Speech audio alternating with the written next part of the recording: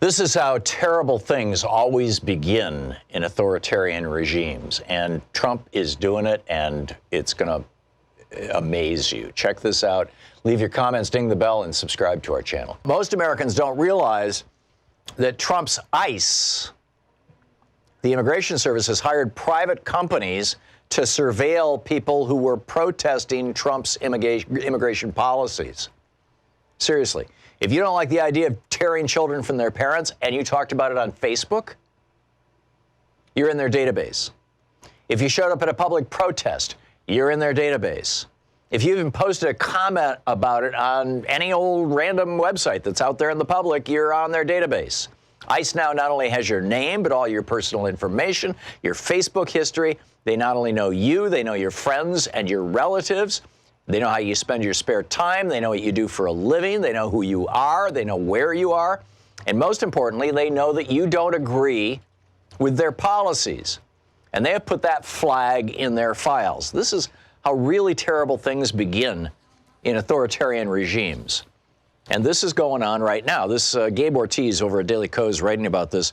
Government documents obtained by Freedom of Information Act show that the Trump administration was using a private cybersecurity company to monitor the hundreds of nationwide protests last year organized by Americans outraged over its family separation policy. There were more than 600 protests in June of last year around the country as public horror was, we were watching children being torn from their parents and being locked up in cages and in some cases fairly small cages and very cold cages. A couple of these children died. And they hired this company called Looking Glass, which shared that information with ICE, including the Facebook event IDs, the logistics, such as time and location, all that kind of stuff. These are the Families Belong Together rallies.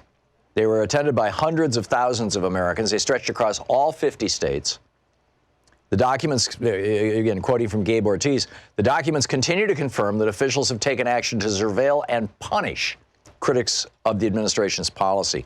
There's an ICE official who told an immigrants' rights activist, I'm not going to name their names, but it's in the report here, Gene, from me to you, you don't want to make things matters worse by saying things. In other words, shut up.